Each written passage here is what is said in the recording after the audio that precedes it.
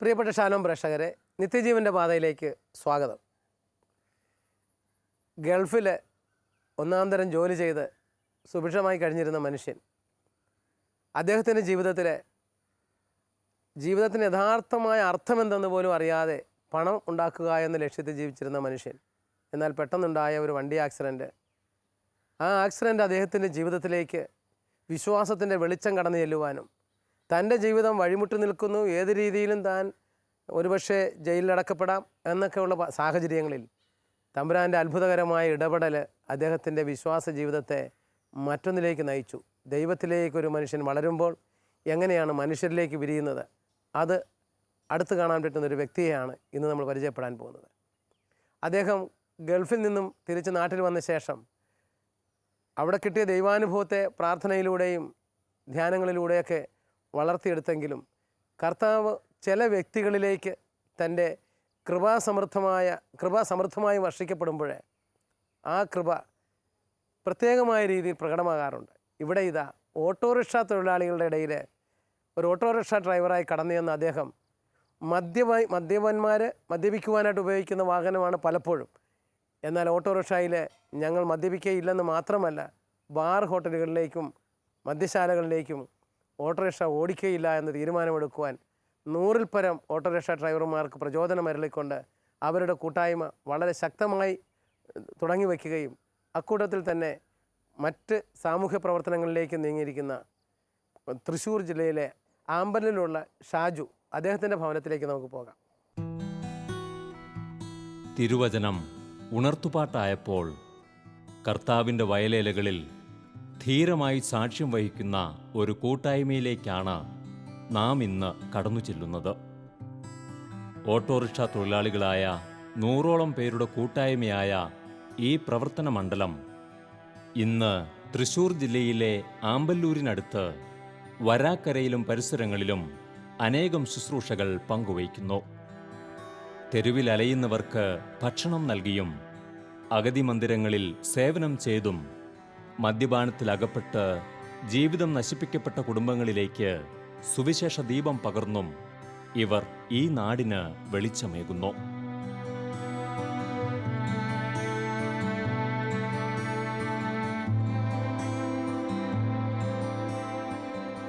ഈ കൂട്ടായ്മയുടെ തുടക്കക്കാരനും മുൻനിര പ്രവർത്തകനുമായ ഷാജു പുളിക്കൻ ഈ കൂട്ടായ്മയുടെ പ്രവർത്തനങ്ങളെക്കുറിച്ച് നമ്മോട് പങ്കുവച്ചു.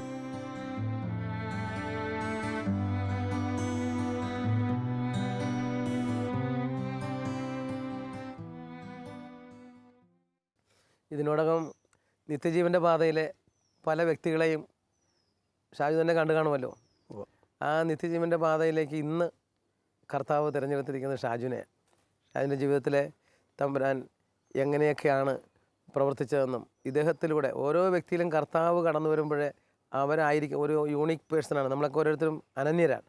അതുകൊണ്ട് തന്നെ അനന്യമായ ചില രീതികളാണ് കാണുന്നത്. ഇന്ന് ഇദ്ദേഹത്തിലൂടെയാണ് ഷാലോം പ്രേക്ഷകർ കർത്താവിൻ്റെ അനന്യമായ ഇടപെടൽ കാണാൻ പോകുന്നത്. നിത്യജീവൻ്റെ പാതയിലേക്ക് സ്വാഗതം. അപ്പോൾ ഷാജുവിനെ തന്നെ ഒന്ന് വ്യക്തിപരമായിട്ടൊന്ന് പരിചയപ്പെടുത്താമോ പ്രേക്ഷകരെ? എൻ്റെ വീട് തൃശ്ശൂരിനടുത്ത് ആമ്പല്ലൂർ വരാക്കര എന്ന സ്ഥലത്താണ്. എൻ്റെ വീട്ടിൽ ഭാര്യയുണ്ട്, ഒരു മകനുണ്ട്, മകളുണ്ട്. ഭാര്യയുടെ പേര് ഫ്ലവർ ഷാജു, മകൻ്റെ പേര് കെവിൻ ഷാജു, മകളുടെ പേര് മരിയ ഷാജു. ഈ മക്കളൊക്കെ എവിടം വരെ എത്തി? മകൻ പഠിക്കുന്നത് +2 പഠിക്കുന്നു പള്ളിക്കുന്ന് സ്കൂളിൽ, മകള് 10ൽ പഠിക്കുന്നു മണ്ണമ്പട്ട സ്കൂളിൽ. ഭാര്യയ്ക്ക് ജോലിയുണ്ടോ? ഇല്ല, ഭാര്യ ഹൗസ് വൈഫ്. ഗൃഹസ്ഥ. ഈ ഓട്ടോറിക്ഷ തൊഴിലാളികളെ ഒരുമിച്ച് കൂട്ടി അവരെ സുവിശേഷാത്മകമായി സംഘടിപ്പിക്കുക എന്ന കാര്യമാണല്ലോ ഇപ്പോൾ ഷാജു ചെയ്തുകൊണ്ടിരിക്കുന്നത്. അതെ. ഇതിലേക്ക് വരുന്നതിന് മുമ്പ് ഒരു ദൈവാനുഭവം ഉണ്ടായി കാണുമല്ലോ. അതിനു മുമ്പുള്ള ജീവിതത്തിൻ്റെ ഏത് രീതിയിലായിരുന്നു ഞാൻ മുന്നോട്ട് പോയിക്കൊണ്ടിരുന്നതെന്ന് പങ്കുവയ്ക്കാമോ? ഞാനൊരു 97 കാലഘട്ടത്തിലൊക്കെ ദുബായിലായിരുന്നു. അവിടെ ആയിരിക്കുന്ന സമയത്തൊക്കെ ഞാൻ നല്ലവണ്ണം മദ്യപിച്ച് വാഹനം ഓടിച്ച് ഒരു അപകടം പറ്റി ഞാൻ അവിടെ ഒരു പോലീസ് സ്റ്റേഷനിലകപ്പെട്ടു. അങ്ങനെ എൻ്റെ ലൈസൻസൊക്കെ വാങ്ങിച്ചു വെച്ചു. അത് കേസെടുത്തു.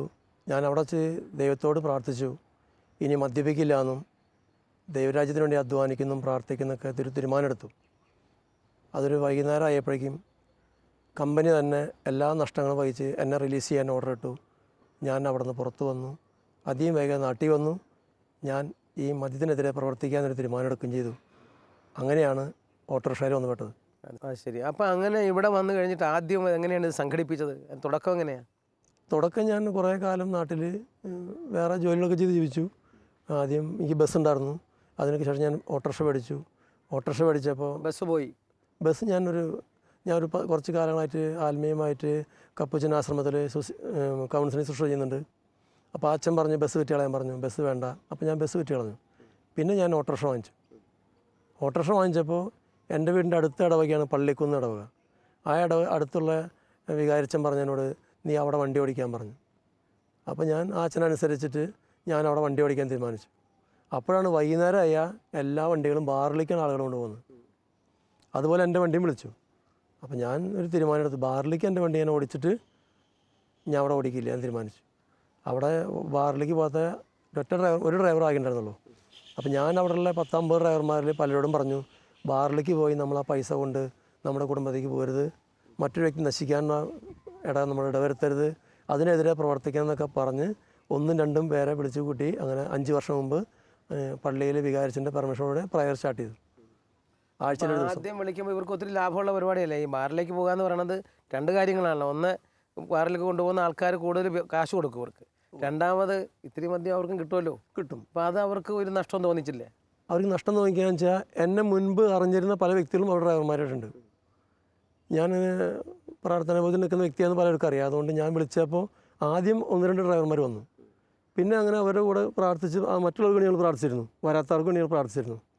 അങ്ങനെ പ്രാർത്ഥിച്ച് ഒരാഴ്ച 2 ആഴ്ച കൂടുമ്പോൾ 2 ആൾ 3 ആൾ 4 ആൾ 5 ആൾ അങ്ങനെ ഇപ്പോൾ ഒരു 10-25 പേര് ഡ്രൈവർമാരുണ്ട്.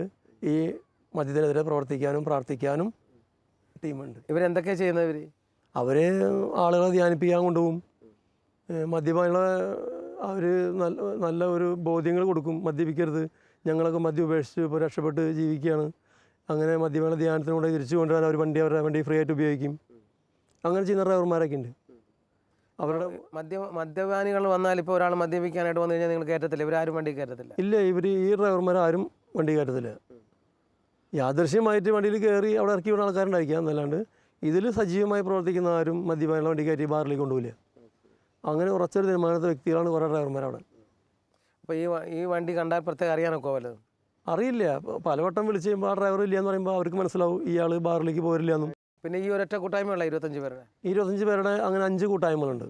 4 പള്ളികളിലും പിന്നെ ഒരു സ്ഥാപനത്തിൻ്റെ റൂമിലായിട്ട് 5 കൂട്ടായ്മകൾ തുടങ്ങിയിട്ടുണ്ട്. 5 വർഷം മുമ്പ് ഈ പള്ളിക്കുന്നിലെ കൂട്ടായ്മ തുടങ്ങി. അതിന് ശേഷം മണ്ണമ്പട്ട തുടങ്ങി, മുപ്പളിയത്ത് തുടങ്ങി, ഇഞ്ചക്കുണ്ടിൽ തുടങ്ങിയിട്ടുണ്ട്, ആമ്പല്ലിൽ തുടങ്ങിയിട്ടുണ്ട്. 5 കൂട്ടായ്മകളായി. 5 കൂട്ടായ്മകളായി. 5 കൂട്ടായ്മയിലും കൂടെ ആകെ എത്ര പേര് കാണും ഇപ്പോൾ ഇങ്ങനെ? 5 കൂട്ടായ്മയിലും കൂടി ഏറെക്കുറെ 100 പേരുണ്ടായിരിക്കും. 100ഓളം പേരുണ്ടല്ലേ? 100ഓളം പേരുണ്ട്.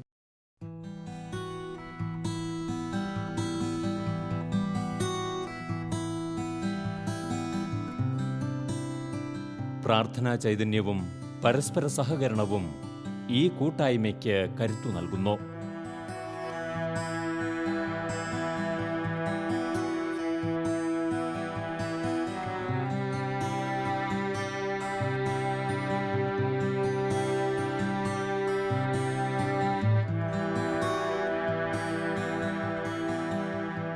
തങ്ങളായിരിക്കുന്ന ശുശ്രൂഷാ മേഖലകളിൽ നിലനിൽക്കുവാനും പുതിയ അഭിഷേകം സ്വീകരിക്കുവാനും ഈ കൂട്ടായ്മകൾ ഇവർക്ക് കരുത്തേകുന്നു.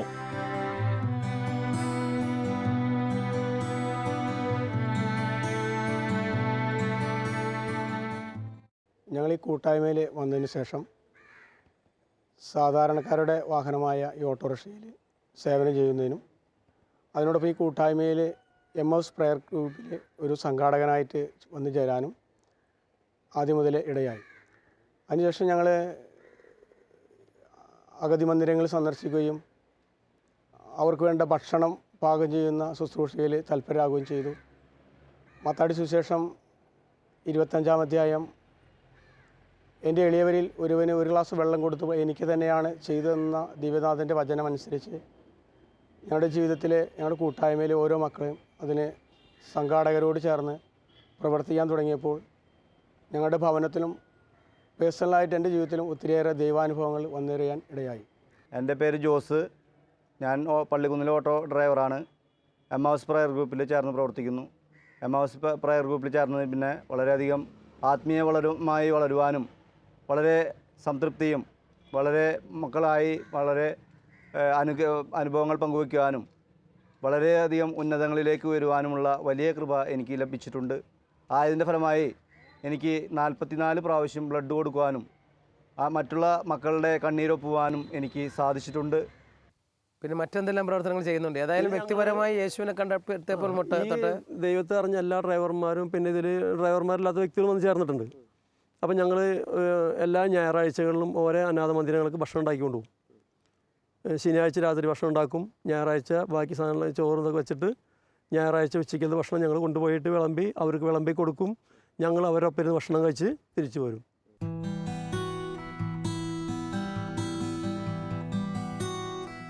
ഇവരുടെ ഈ തൊഴിൽ മേഖലയെ വലിയൊരു ശുശ്രൂഷ മണ്ഡലമായി ഇവർ കണ്ടെത്തിയിരിക്കുന്നു.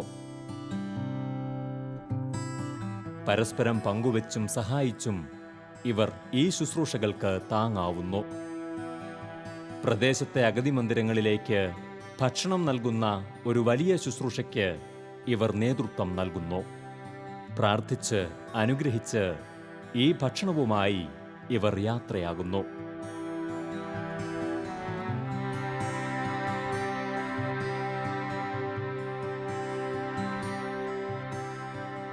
ഓട്ടോറിക്ഷ തൊഴിലാളികളായ അനേകം പേർ ഈ വലിയ ശുശ്രൂഷയിൽ പങ്കുചേരുന്നു.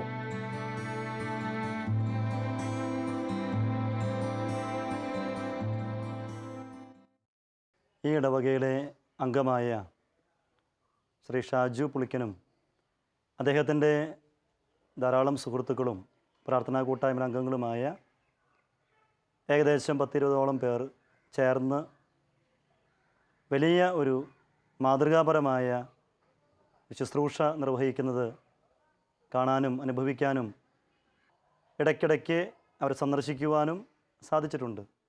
അപ്രകാരമുള്ള ആ കൂട്ടായ്മയിലൂടെ ഒരു വലിയ പ്രാർത്ഥനാ ചൈതന്യവും ജാഗരണ പ്രാർത്ഥനകളും ഒപ്പം ജീവകാരുണ്യ സ്ഥാപനങ്ങളോടുള്ള ആഭിമുഖ്യവും യഥാർത്ഥത്തിൽ വിശുദ്ധ കുർബാനയുടെ ഒരു വലിയ കാഴ്ചപ്പാടിനെയാണ് തുറന്നു കാണിക്കുന്നത്.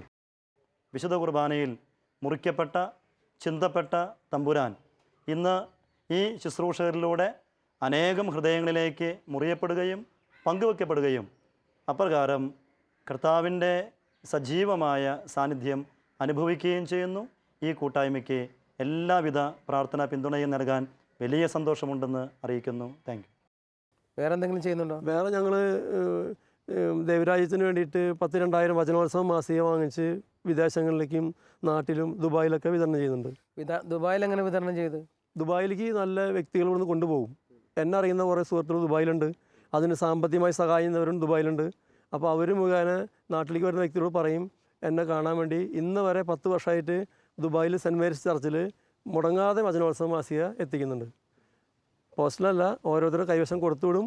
അതിപ്പോൾ ഷാർജ പള്ളിയിലും ജബലാലി പള്ളിയിലും ഇപ്പോൾ അലയും പള്ളിയും തുടങ്ങിയിട്ടുണ്ട്. വചനോത്സവം ഒരു പള്ളിയിൽ 100 മാസിക വെച്ചൊരു വിധം എത്തിക്കുന്നുണ്ട്. അവിടെ ഫ്രീ ആയിട്ടാണ് അവർ ഡിസ്ട്രിബ്യൂട്ട് ചെയ്യുന്നത്. ഇത്രയും കാലം അവിടെ പള്ളിയിൽ ഫ്രീ ആയിട്ട് കൊടുത്തിരുന്നത് ഇപ്പോൾ പള്ളിയിൽ ബുക്ക് സ്റ്റാളിൽ വയ്ക്കുകയാണ്. എന്നിട്ട് 2 ദ്രംസിന് കൊടുക്കുന്നതാണ് പറയുന്നത്. അവിടെ സാധാരണക്കാരുടെ വാഹനമായ ഓട്ടോറിക്ഷ ഓടിക്കുന്ന സഹോദരന്മാരുടെ കൂട്ടായ്മയാണ് എമ്മാവൂസ് പ്രയർ ടീം. എമ്മാവൂസ് അനുഭവം ക്രിസ്തു ശിഷ്യന്മാർക്ക് വിശുദ്ധ കുർബാനയുടെ ആഴങ്ങൾ നൽകിയതുപോലെ തന്നെ അനുദിനവും വിശുദ്ധ കുർബാനയിൽ പങ്കെടുത്തുകൊണ്ട് ഇവർ ആ സ്നേഹം ജനങ്ങൾക്ക് വെച്ചു വിളമ്പാനായിട്ട് ഇഷ്ടപ്പെടുകയും പരിശ്രമിക്കുകയും ചെയ്യുന്നു.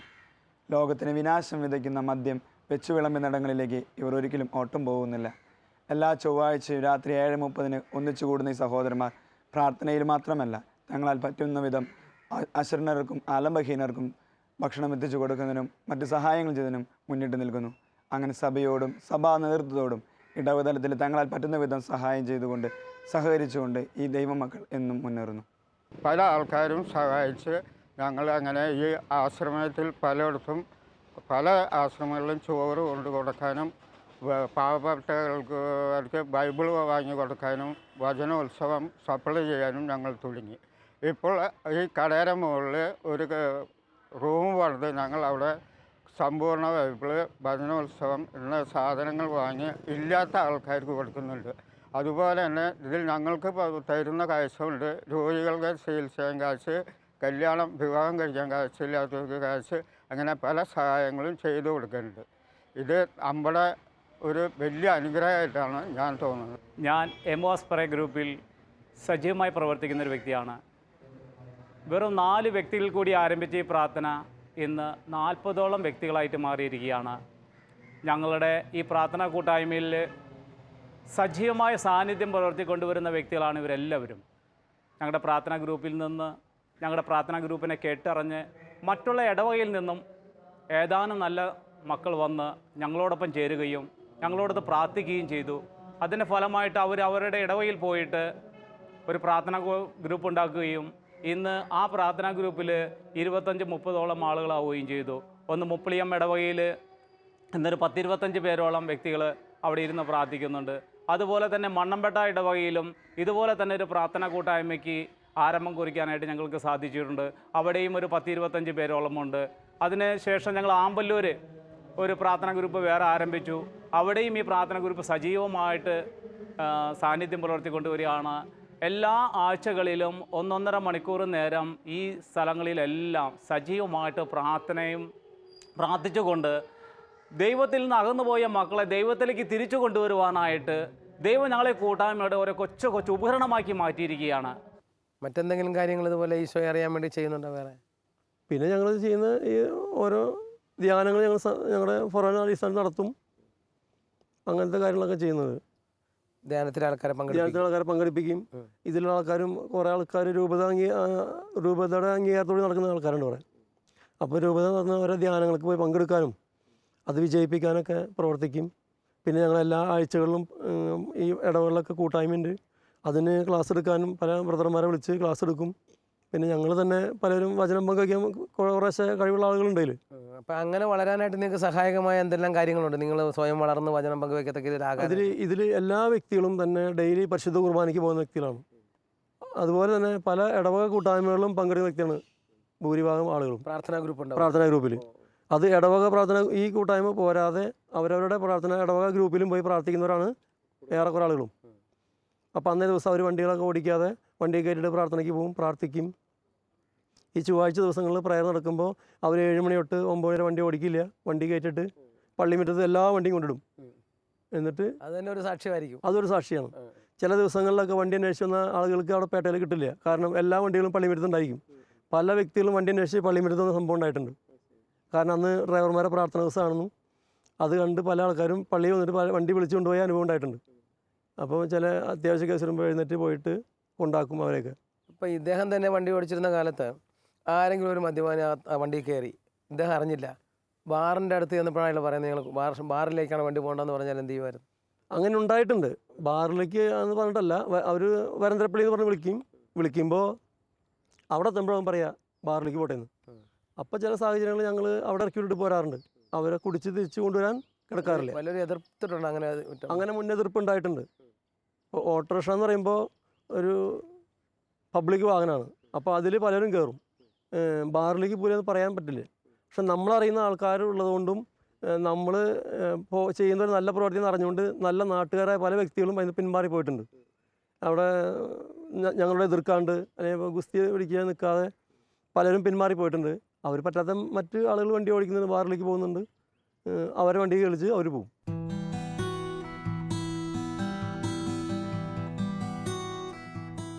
കുടുംബ പ്രാർത്ഥനയുടെ ചൈതന്യവും സ്നേഹവും ഈ ശുശ്രൂഷകന് കരുത്തു നൽകുന്നു.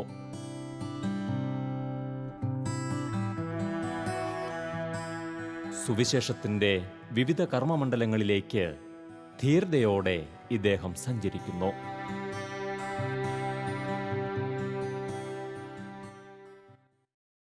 രൂപതയിലെ നവീകരണ പ്രവർത്തനങ്ങളൊക്കെ ആയിട്ട് നിങ്ങൾക്ക് വലിയ ബന്ധമുണ്ടോ? ഇതിൽ കുറച്ച് ആളുകൾ, അധികം ആളുകളും രൂപത നവീകരണ പ്രസ്ഥാനമായിട്ട് അടുപ്പുള്ള ആളുകളാണ്. ഞാൻ തന്നെ അതിരൂപതയുടെ കമ്മ്യൂണിസ്റ്റ് മിനിസ്ട്രിയിൽ 10 വർഷമായിട്ട് കമ്മ്യൂണിസ്റ്റ് മിനിസ്ട്രിയിൽ പോകുന്നുണ്ട്. ഫൊറോനയുടെ കരിസ്മാറ്റിൻ്റെ കോർഡിനേറ്ററാണ്. ഇടവകല പ്രാഥമിക ലീഡറാണ്. അങ്ങനെ ഇതിലുള്ള പലരും അങ്ങനെ കുറച്ച് അധികം വ്യക്തികളും കൗൺസിലേഴ്സും പ്രീച്ചേഴ്സായിട്ടുണ്ട്. ഈ കൂട്ടായ്മകളെല്ലാത്തിലും അങ്ങനെയുണ്ട്.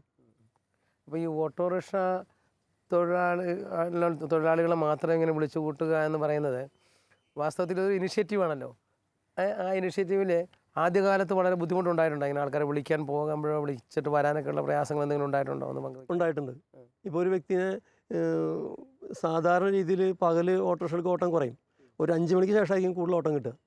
ആ സമയത്ത് ഒരു 7 മണി തൊട്ട് 8-8:30 വരെ 9 മണി വരെ നല്ല ഓട്ടം ബാറിലേക്കായാലും അല്ലാതെ ഉണ്ടാവും. അത് ഉപേക്ഷിച്ച് വരണമെങ്കിൽ ദൈവത്തിൻ്റെ ഒരു പ്രത്യേക ഒരു ഇടപെടൽ അവരുണ്ടായാലേ അവരത് ഉപേക്ഷിച്ച് വരുള്ളൂ.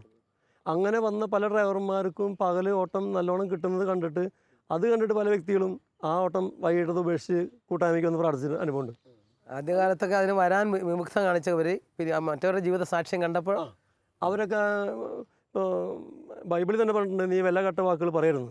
അപ്പോൾ പല ഡ്രൈവർമാരും ചില വിലകെട്ട വാക്കുകൾ പറയുന്നുണ്ടെങ്കിൽ തന്നെ ഇവരിലൊക്കെ അത് മാറ്റം കാണുമ്പോൾ പല മക്കൾക്കും അങ്ങനെ വന്ന് പ്രാർത്ഥിക്കാനും ഈ കൂട്ടായ്മ ചേർന്ന് നിൽക്കാനും ഈ ഭക്ഷണം ഉണ്ടാക്കാൻ വരാൻ സഹായിക്കാനും അത് കൊണ്ടുപോയി വിളമ്പാനും അതിനുവേണ്ടി അവരെ വണ്ടി വിട്ടുതരാനും അതിനുവേണ്ടി അവരെ അധ്വാനം തരാനും അവന് വേണ്ടി പ്രാർത്ഥിക്കാനും അതിനുവേണ്ടി പണം മുടക്കാനൊക്കെ ഒരുപാട് നല്ല സുഹൃത്തുക്കൾ ഈ കൂട്ടായ്മയിലുണ്ട്.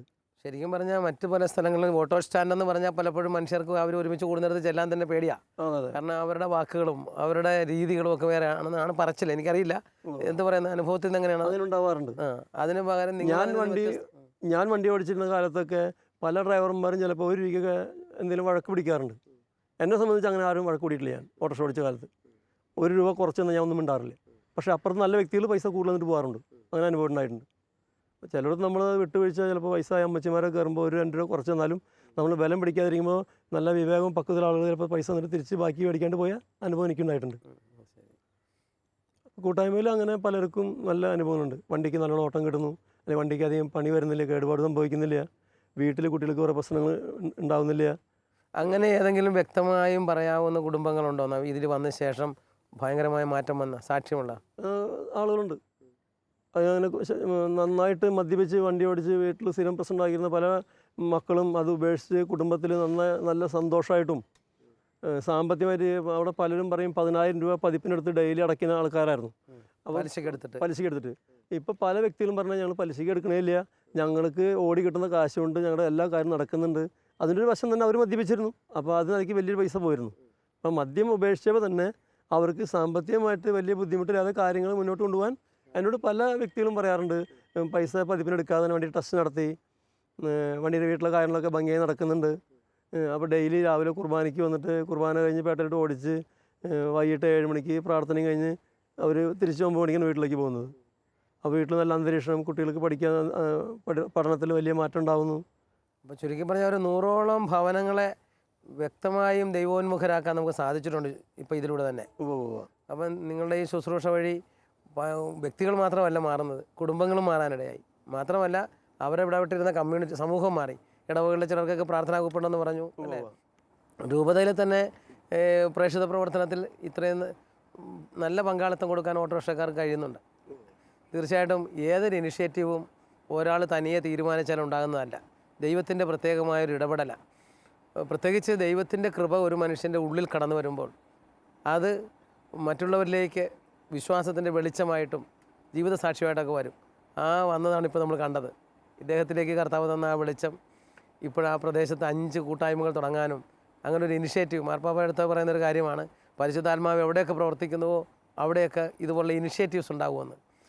അങ്ങനെ ഒരു ഇനിഷ്യേറ്റീവ് തുടങ്ങാൻ കർത്താവ് ഇദ്ദേഹത്തെ ഉപകരണമാക്കിയതിന് ഷാലൻ ടിവിക്ക് വളരെയേറെ സന്തോഷമുണ്ട്. ഞങ്ങളോട് ഇത്ര സമയം ചെലവഴിച്ചതിന് പ്രത്യേകം നന്ദി. മദ്യമെന്ന സാമൂഹിക വിപത്തിനെതിരെ തങ്ങളാലാവും വിധം ഇവർ പോരാടുന്നു. സുവിശേഷത്തിൻ്റെ അഗ്നി ഹൃദയങ്ങളിൽ ഏറ്റെടുത്തുകൊണ്ട് ഇവർ നമ്മുടെ നാഥന് സാക്ഷ്യം വഹിക്കുന്നു. അനേകം അശുദ്ധികൾ നിറയുന്ന തെരുവോരങ്ങളിൽ വിശുദ്ധിയുടെ സുഗന്ധം പകർന്നുകൊണ്ട് ഇവർ സഞ്ചരിക്കുന്നു. തികഞ്ഞ പ്രാർത്ഥനയിലുറപ്പിച്ച അടിത്തറയിന്മേൽ ഈ ആത്മാക്കളെ സ്വന്തമാക്കുന്ന ശുശ്രൂഷകൾക്കായി ഇവർ മുന്നേറുന്നു. ഇവർ ആയിരിക്കുന്ന ഈ ഇത്തിരിയിടങ്ങൾ വലിയ സുവിശേഷ വയലേലയായി ഇവർ മാറ്റുന്നു. ഹല്ലേലൂയ. ശിഷ്യനായ യേശു വിളിക്കുന്നു, സാക്ഷിയായി നിന്നെ വിളിക്കുന്നു. കലപ്പയിൽ കൈവച്ചു പിന്തിരിഞ്ഞിടാതെ യേശുവിൻ സാക്ഷിയായി നീ നീങ്ങണം. ശിഷ്യനായി യേശു വിളിക്കുന്നു, സാക്ഷിയായി നിൻ